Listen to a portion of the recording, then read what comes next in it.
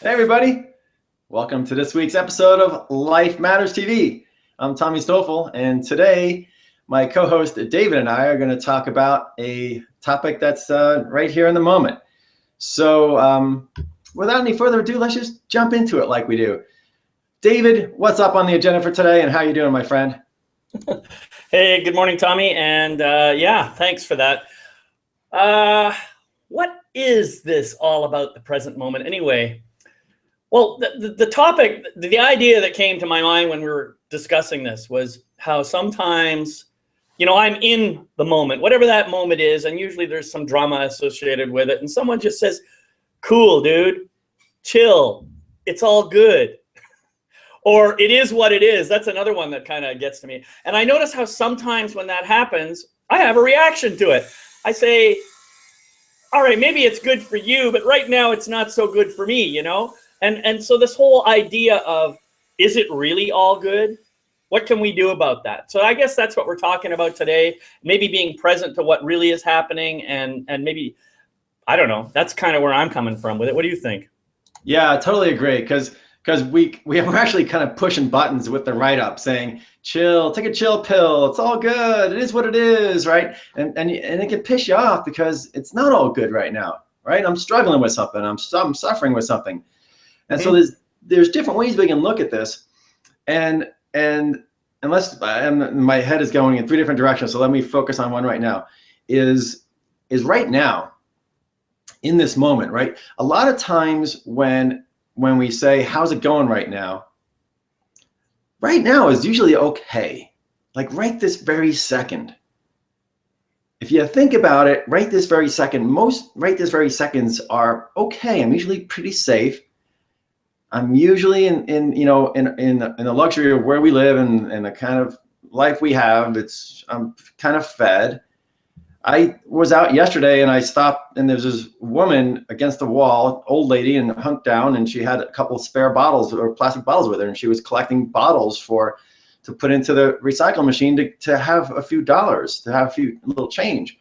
She's struggling, she's suffering. But in my moment right now, I'm usually okay. And it's our head that makes up drama outside of this moment, right? So it's a matter of kind of bringing us back to, it's all good. Is it all good? Do a check right now. And so sometimes, that bringing yourself into the present moment and asking that question helps me get out of drama land. Yeah, I think that's really interesting. I mean, as you were talking, you were asking the question, is it all good right now? And I was remembering, man, it's almost 2 years ago now. I had this car accident, and I actually had fallen asleep on the freeway, and my car was drifting off the freeway and into the bush. And I kind of woke up as I was going through these trees, and I heard this voice in my head that just said, relax. And I thought, oh, okay, I'll relax. So I remember going through this process of literally taking my hands and putting them in my lap and just relaxing, and then saying to myself, oh, if I want to be totally relaxed, maybe I should close my eyes so I'm not distracted by what's going on around me. All of this happened like in a microsecond. Time had just slowed down, but I realized in that moment, even though who knows what was going to happen. I mean, I knew my car was going through these trees. I knew everything was okay. Everything was okay. I didn't have time to be caught up in fear. I didn't have to have time to be worried about whether I was going to live or die. I just knew in that moment it was perfect. Now, of course, when the car finally did come to rest, and later on, as I was able to look back, I saw behind me, behind the car, these two big oak trees. And both on the inside of both trees, there was a strip, this high, where the bark had been peeled away. And I just realized at that moment that if I had been like 2 or 3 inches in either direction, that car could have been demolished in ways that I couldn't even imagine. And maybe my body would have been destroyed too. And yet somehow, some force, whatever it was, the same force that told me to relax, guided me between those two trees in a way that kept me safe. Everything was perfect in that moment. And it's helped me to become aware that no matter what might be going on around me, it really is all good. It really is all good. And everything else, as you said, is just the story I make up about it. So yeah, thank you for reminding me of that. It's nice to feel that in my heart again. Yeah, thanks for sharing that story again. I remember you talked to me like several weeks after it happened, and I know it shifted you in different ways too. Let's talk about that. Let's talk about that life situation, because really what our head gets caught up in is the 99% of the shit that's never going to happen. It's the worry of this or the anxiety of that, and 99% of the stuff our head makes up, about life, about the drama. Just really look in your own life. It doesn't happen. But there is 1%, probably less, of stuff that does go wrong or is going wrong or does happen. What do we get out of that? Me personally, I would rather be clear-headed and not have all this chatter about the past or the future, this noise in my head going on when that 1% does happen. I just want to show up clear-headed like you did, and you had the clarity and the vision, and something inside you took over, your higher self and said, relax. What's happening is happening. This is what it is. Don't fight it. Mm-hmm. And you came out of that situation, probably clearer than if you had not relaxed, or you had tried to steer, or you had tried to control the situation. That probably would have been not here right now with you. That's right. So, so there's some lesson in there too, that even when that 1% happens, what are we learning from that? What are we getting from that? And I want to be clear-headed to understand. Yeah. When the shit's hitting the fan, how to get out of the way, or how to, what to do, or how to relax into it. Yeah. I think, and the question is, as you say, 99.9% of the stuff that we imagine is just pure imagination. It isn't necessarily going to be true. And even if it is it still bad? Is it really something that's going to cause us pain? Maybe in a sense, there's this sensation of physical discomfort. Maybe there's even physical pain. Maybe we break bones. Maybe we have arms or legs lopped off, or something strange like that happens. And yeah, it seems catastrophic. It seems like it's just too big to contain. And so our ego minds are really going to get caught up in that. But the question still comes back, is it really bad? Is it really suffering? I don't know. It's a very difficult question to answer. I mean, sure, in the moment, it might feel like suffering. It might feel like pain. But when we get out of it and we look back on it and see what we could gain out of it, did it serve us or didn't it? That's really what the bottom line question is. Yeah, and it's a brilliant question. And it's a question I've actually been talking to people about recently. To look back in your life, and we've done this a little bit too, look back in your life and to see what's happened, right? And I've been quoting you to a lot of people recently, and when you said a few weeks back that, when I get worried about handling the future, right? We have this fear of the future, or anxiety of the future. All you said something like this. You said, all I have to do is look back and see what I've come through so far, and I've made it this far, and I'm doing okay. And if I've made it through all those hurdles and things that have happened to me in the past, why do I doubt that I can all of a sudden not be able to make it through what's coming in the future? Yeah. And there's a part of that too, of learning from the past and learning from the past. And if we need to go back and look at the past, I'm coaching people right now to look at the crap you've gone through in your life. And we've all gone through some hellish times and some bad moments and some drama and some shit. But why are we doing that? And I'm asking you, David, and a lot of our listeners are in this place where we're here to help, right? We're here to shift this planet. We're here to kind of move it into a different way of being. And I believe that we have to have gone through all that nastiness, all that hardship, whatever it was we personally went through, almost like it's part of our mission. We agreed to go through this stuff. And now we've come out of it so we can turn around and help other people who are stuck in that particular situation and those particular problems in those particular ways. Because only having gone through it ourselves to the depth of the feeling it and feeling the pain and feeling the suffering and feeling the humiliation or feeling that whatever it is we felt, only then can we turn around and help other people out of that place. Right. So in that sense, everything that happens to us, even the stuff that feels horrible or is bad or we think is bad, we had to have gone through it. We had to have learned from it. because that's what brought us right here into this moment to do what we're here to do. Absolutely. Yeah, I think that there's a lot of wisdom in that. And, you know, I was just doing a workshop for the last, on Tuesday and Wednesday of this week. And a big part of our workshop is about helping people tap into their creativity. And I do some exercises that get people, you know, outside of their comfort zone, trying things that they've never tried before. And one of my exercises has to do with getting people to write poetry. And I've had this same statement said to me many times by people who have done this workshop. If I knew I was going to have to sit down and write poetry, I would never have taken this workshop. And yet every single one of them comes away with a beautiful piece of poetry that they didn't know was inside them.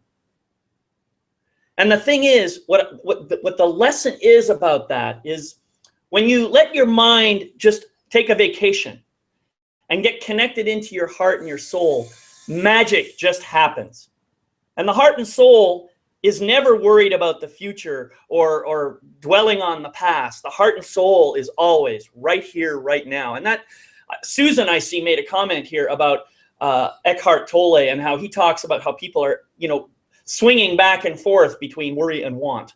And I think that's really true. I think that's really true.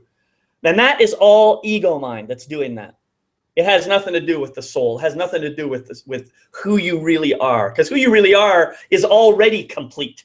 There is no need. There's no worry. There is no want. So, right on and right there, right? So it's all good. It's all good here in this moment. And the more we can bring ourselves to just come back into this moment, whether you do it through learning how to meditate, whether you do it through just reminding yourself, like, okay, if I'm getting all anxious again, where are you getting anxious? You're getting anxious in the worry or the want. Thank you. And you're getting anxious in the head. You're getting anxious in the chatter. You're getting anxious in the past. You're getting anxious in the future. But right now, life's happening. Right now, it is all good. Even if you know things are hard right now, it's still good. It's still in the situation. It's still what it is. Yeah. And so just we have to keep bringing ourselves right back into this moment. And the past and the future, the want and the worry are giant freaking magnets, right? Our mind is just like, wants to go there, wants to pull back there. And we have to tame this nutty brain. Otherwise, yeah, but think about that for a minute, Tommy. Think about that. There is so much more past and so much more future than there is right here, right now. That's precisely why it seems like it's a huge magnet. You know, that's why the ego mind is attracted to those things, because it's so big, it's so amazing. There's so much fun out in those places. But what I want to say, just to add on to this, it's all good, including the ego mind's desire to stay out of the present moment. That's all good too, because what that does is it helps us remember about who we really are. It helps us remember about this place right here, right now. If right here, right now didn't exist, then how would we even know? Good question. You know, sometimes I get to this place too where you get into everything's okay, everything's all right, and even though if I worst case scenario something. Even if I worst case scenario, like you're flying through those trees, right? And your car is on you in a situation where your life could come to an end right there. Your physical life. You said my body could be mangled. That's still, you know, the worst thing that happens is this body dies. Mm-hmm. And then you go back to being who you truly are. And then you have to come back. And if you want to come back, you do it again. This life is a gift because it's, you know, to come into a physical body, to bring this spirit into a physical form with a mind, like you said, and right, it's all part of it.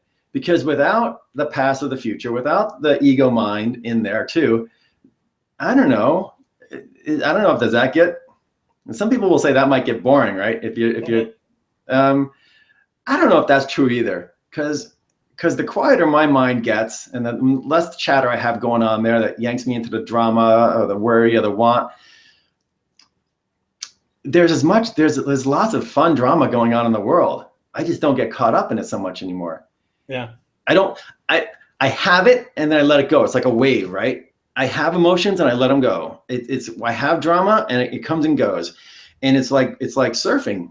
But it's not it's no longer as heavy as it used to be. It's no longer as dark. It's no longer as scary as it used to be. I don't know if we're getting off track or not, but I don't think so. As you're talking, I'm thinking, all right, so there are probably some people out there who have pain, maybe even constant pain, or at least that's the way it seems in their lives. And I have a difficult time relating to that personally because I don't have that experience in my life. But I do remember when I was 14 or 15 years old, I can't remember exactly when, I was like in the Boy Scouts or something. And I was at a meeting of the Boy Scouts. I don't remember. We were taking a break or something, and I was sitting on this ledge. Inside the room, there was like a table or something. And I lost my balance, and I fell, and my hand came down on the floor, and there was a compression fracture that happened in my wrist. In that moment, all I could feel was pain. Pain and like intense dizziness. My mind was just going this weird dizzy state. But I remember that's all I could feel in that moment. So I can imagine that it's possible for someone to be in the present moment and that's all they feel is pain. And I know in my case, luckily for me, it didn't last for a long time. It probably lasted, I don't know, maybe an hour or 2 hours until I got to the place where I was at the doctor and they were taking care of it and so forth. And they gave me some drugs to take the pain away. But the point I'm trying to make is that's all I was thinking about was what was happening right now. So even in a place of pain, I can be present.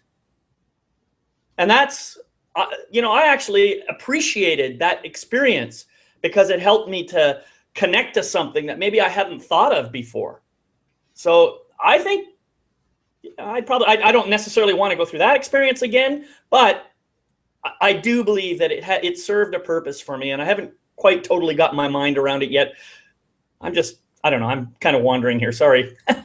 okay, because we're dancing around something that's we can't grasp, right? Because when you grasp it, then it becomes part of our thinking mind. But we're dancing around this kind of feeling, and I want to get into the feeling piece of this a little bit. And because what we're talking about, that pain, right? Let's say we do have pain. Let's say I know people who are struggling and suffer with arthritis, and they're pretty much in constant pain all the time, some degree of aching and pain. And even that though is what are you learning from that? What are we getting from that? How can we, is our mind enhancing that pain? I've been doing some exercise for a while of disassociating the word pain when I do feel pain. Like if I get cut, or I put my hand in the fire and I burn myself, which happens sometimes still. I don't know if I'm a dumb boy, but and I start disassociating all the beliefs of my past pains, because what happens, our brain does this. It's like, oh, that's pain. And not only are we experiencing the actual moment of what's happening, that sensation, that severe sensation of what's going on, but our brain brings in all this previous experience of pain and bops it on top of that and makes it, oh my God, unbearable or worse. Mm-hmm. So there's an element of that too. And still, if we can come into the moment and say, you know what, I'm experiencing, I'm not calling it pain anymore. That's just an intense sensation. That's such an intense sensation. And there's a practice to that too. Again, bringing it into the moment, and it makes things not so bad. Actually, that's a really good point, because, I know that when I get a full body massage, I do deep tissue massage, and it absolutely is painful in the moment when it's happening.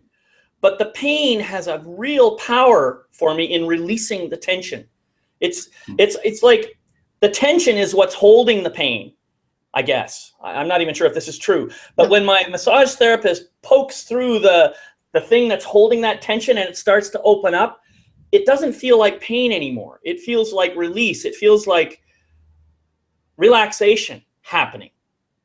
So yeah, I totally get what you're talking about, this idea of an intense sensation, a word that I might apply the word pain to it, but in reality, it's just pressure or intenseness that's helping me to get back into the goodness of right now.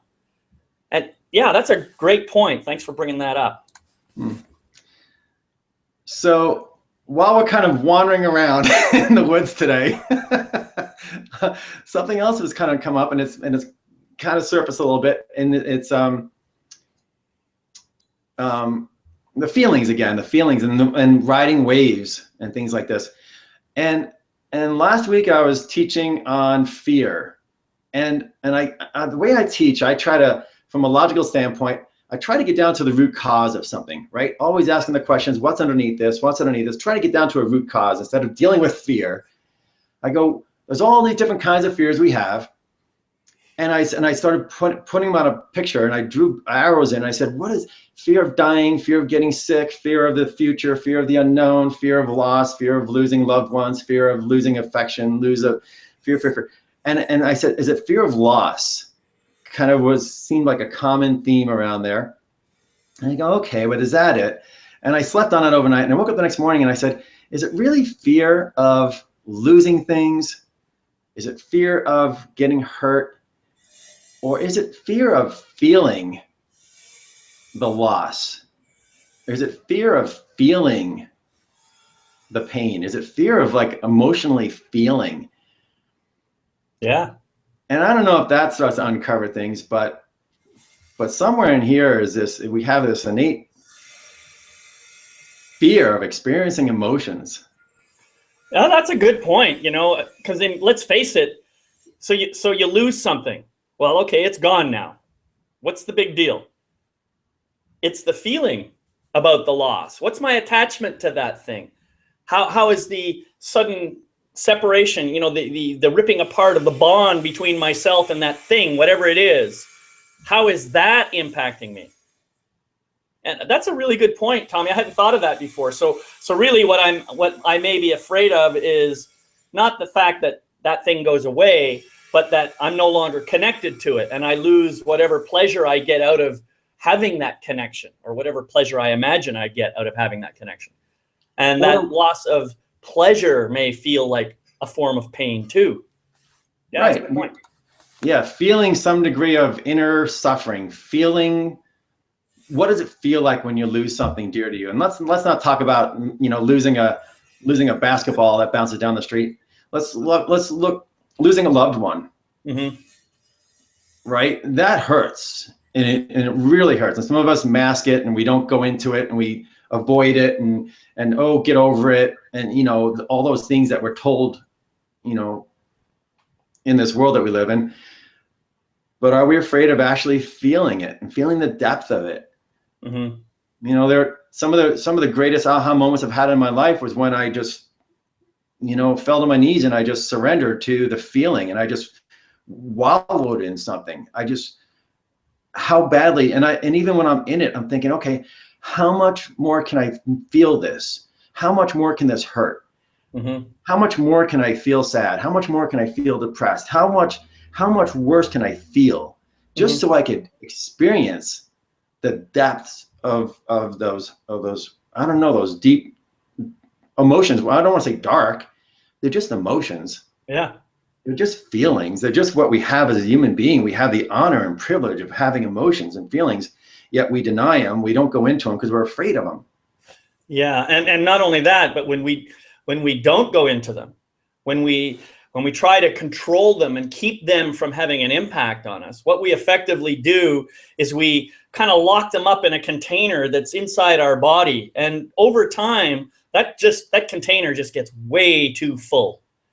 And it starts leaking out. There's no way for us to stop it. It starts leaking out in ways that has a negative impact on the people around us, on the world around us. And if we deny ourselves the gift of experiencing the emotion, as you describe it, what we're doing is we're just denying ourselves the gift of fully experiencing ourselves as fully magnificent human beings. To the same extent that I shut down my fear or my anger or my sadness, well, to the same extent, I have to shut down my joy as well. It's very difficult for people to understand this, but that's what happens. Because then I'm just shutting everything down, you know. I start to feel something. Oh, got to be careful. I can't let myself feel that, and I start shutting it down. And so I end up turning into a kind of a monster when I don't allow myself to feel. And that's when I think real problems happen in the world. As you say, the feelings are just feelings, and they are actually, once I allow myself to feel them when they're coming up, they're actually quite amazing and wonderful. They're all good. They're all good, even the horrible ones. You know, again, somebody close to you dies, and I've had so many friends who have had this happen because the people you touch around you. This is always happening. It's part of life, and this loss of a loved one is part of life. Whether it's a relationship that's breaking up or somebody physically leaves the planet, is gone, and it leaves such a void. And to deny yourself the experience of just going into that loss and just letting it go and just experiencing it and feeling, the love you have for that person and the fun you had together and losing all that and just experiencing the sadness and that tearing apart, as you said, of that, physical relationship. Is that what we're afraid of? Because if we are, then we're afraid of living, right? If we're afraid of living, then we're going to be, blocking ourselves from making progress. We're going to be doubting ourselves and sabotaging ourselves. And for what? Because we're afraid to feel. Yeah. Yeah, that's a great point. And, there's something else. The idea that a relationship breaking up or a loved one leaving the planet is actually a loss, that in itself is a bit of a misnomer. We allow ourselves to keep thinking in that way, and so we set ourselves up for pain in the first place. What would happen if we started to imagine that people dying, people moving on, even if it's in a horrible, what we judge to be a horrible way, like a car crash or a murder or something like that? What if we were to assume that was just a part of life, part of their journey that we have no way of knowing about? How might that shift the way we feel? Maybe we could just bless them on their journey and thank them for the gifts that they brought to us while they were here. I mean, that could be a huge difference, I think, in the way we show up. If we could just see it as all good, instead of seeing it as bad or as loss or as pain or as any of that stuff. Yeah, that's beautiful. And in that sense, you still experience it as it's happening. It's life happening. It's somebody else's life, and that was their life to live and to experience, and that you had an opportunity to be part of their life for a period of time is just a glorious gift in itself. And the separation of the loss of that person is something to feel, right? Go ahead and feel it. Feel the loss, and don't listen to people say get over it, because get over it is a stuffing term. It's like, oh, just get over it. Stuff it in, put it in your backpack with everything else, all the other crap you've been picking up your whole life. Just stuff it in there and shut up. Don't listen to that. Experience it. Go into it for as long as it takes and for as many times as it takes. Just keep experiencing it. It's like riding waves, right? Again, back to the waves. Because if you allow yourself to ride that wave, you're not gonna die. No matter how deeply sad you get, and no matter how much you feel that loss, you're not gonna die. You're not gonna actually get sick. You're actually going to release some things that otherwise you'd be holding on, and then your massage therapist has to work them out of you in 20 years. You have to just experience it and let it go, right? Experience it and let it go. Experience it and let it go. And that's up to you how you experience and let it go. Yeah. But that's today, and that's how life is all good, because you experience it and you let it go. You experience it and let it go. Everything, even the highs, even the lows, and just keep riding it. Yeah, that's great advice, Tommy. The other thing, I just wanted to say one thing. There are going to be people in your life who are going to tell you, get over it. Here's my invitation to you. Invite them silently. You don't have to say anything. Just invite them in your own silent, beautiful heart to be blessed for the way they're showing up in the world right now. And honor yourself for having your own feelings. There is nothing wrong with your feelings. The fact that someone else is uncomfortable with your feelings is not about you. It never was about you. It's about them. And I know that some of us have heard this very thing from our parents. Get over it. Boys don't cry. You want something to cry about? I'll give you something to cry about. That is an old story that has no bearing on you today. You have every right to feel your feelings, and Tommy and I are here to encourage you to feel your feelings. Experience it and let it go. Experience it and let it go. And bless those people who choose to ask you or tell you or command you to contain it, get over it, whatever. Just bless them and move on. Just like you bless everything else. Because really, it is all good. Thanks, David. I'm not seeing the time right now. Are we just about wrapped up? Yep. All right. So thanks, everybody. That was a deep one, and maybe we'll come back and visit this one again sometime. What are we doing next week? Well, next week we're going to be inviting a special guest onto the show. His name is Christian Pedersen. He's a relationship coach, and he works with his wife, but he's coming on by himself next week. And we're going to be talking about, the topic will be heart talk, communicating from the heart. It's going to be an awesome show. We're looking forward to it. So we'll see you all next week.